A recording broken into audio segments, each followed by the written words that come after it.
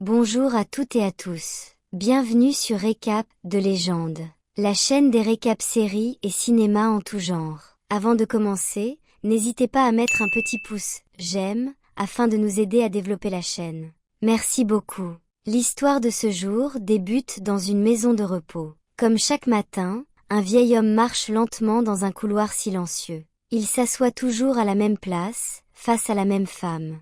Elle ne sait plus qui il est. Elle a tout oublié. Mais lui, il se souvient de tout. Alors, il ouvre ce carnet, et il lit. C'est une histoire qu'il connaît par cœur. Tout commence bien des années plus tôt, lors d'un été brûlant en Caroline du Sud.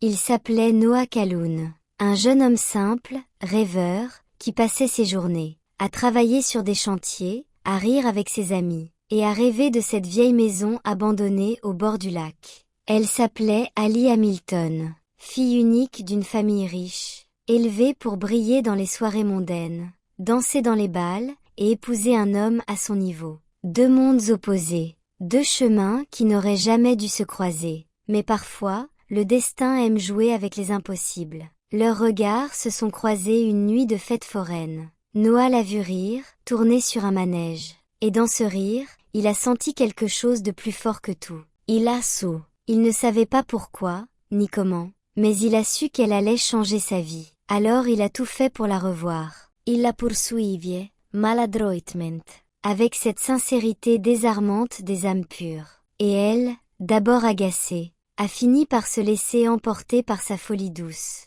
Cet été-là, ils ont vécu 1000 vies. Ils ont nagé nus dans le lac au milieu de la nuit. Ils ont grimpé dans les arbres pour regarder le soleil se lever. Ils ont dansé dans les rues, sans musique, juste avec le vent. Tout semblait infini, tout semblait vrai. Noah lui parlait de ses rêves.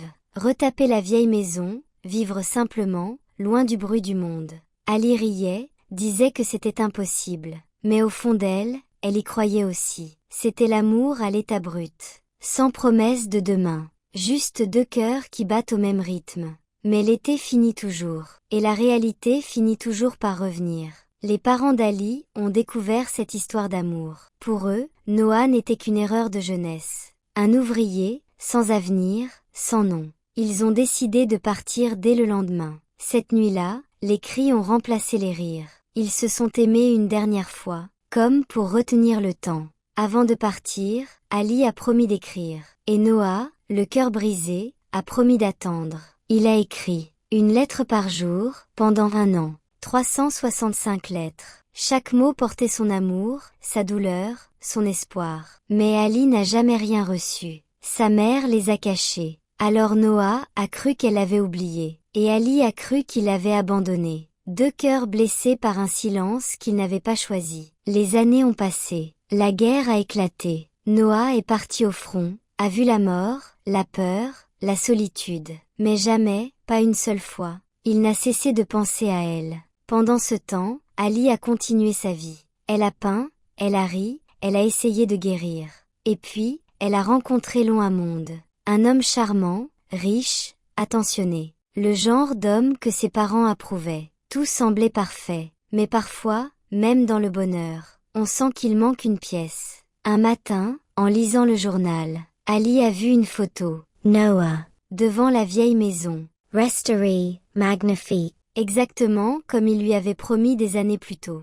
Son cœur s'est arrêté. Ce n'était pas seulement une maison. C'était leur rêve. Leur promesse. Point alors, sans prévenir personne.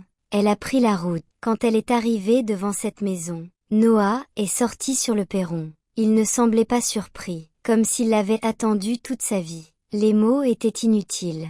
Leur regard disait tout. Ils ont parlé des années perdues. Des blessures qu'on ne guérit jamais tout à fait. Ils ont ri, se sont disputés. Et puis, la pluie est tombée. Sous cette pluie battante, ils se sont avoués ce que le temps n'avait jamais pu effacer. Ali a crié. Pourquoi tu ne m'as jamais écrit? Et lui, le visage trempé, a répondu. Je t'ai écrit, chaque jour, pendant 1 an. Et là, elle a compris. Tout ce temps, ils s'étaient cherchés. Et la vie, cruelle et belle à la fois, les avait enfin réunis. Leur baiser sous la pluie, c'était le retour à la vie. Le cri du cœur qu'on retient depuis trop longtemps. Les jours suivants ont été suspendus. Ils ont retrouvé la magie d'autrefois, les silences complices, les gestes tendres.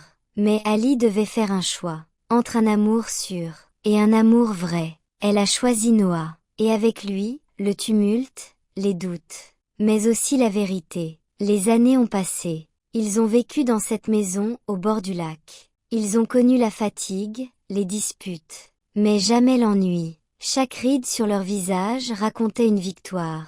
Chaque silence portait un « je t'aime » qu'ils n'avaient plus besoin de dire.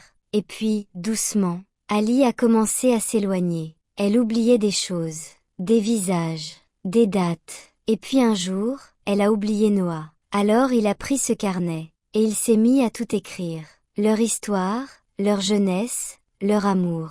Chaque jour, il lui lit. Et parfois, juste parfois, elle se souvient. Un regard, un sourire, un mot. Ces instants sont courts, mais précieux, comme des lucioles dans la nuit. Un soir, alors que le soleil tombe, Noah lit encore. Sa voix tremble un peu, mais son amour ne tremble jamais. Et soudain, Ali le regarde, les yeux pleins de larmes. C'est nous, n'est-ce pas? Il acquiesce.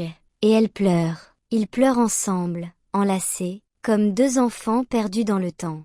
Ils dansent lentement, sans musique, juste avec le battement de leur cœur. Cette nuit-là, ils s'endorment côte à côte, main dans la main. Leurs respirations se mêlent, leurs souvenirs s'apaisent. Et au matin, leurs lits sont vides.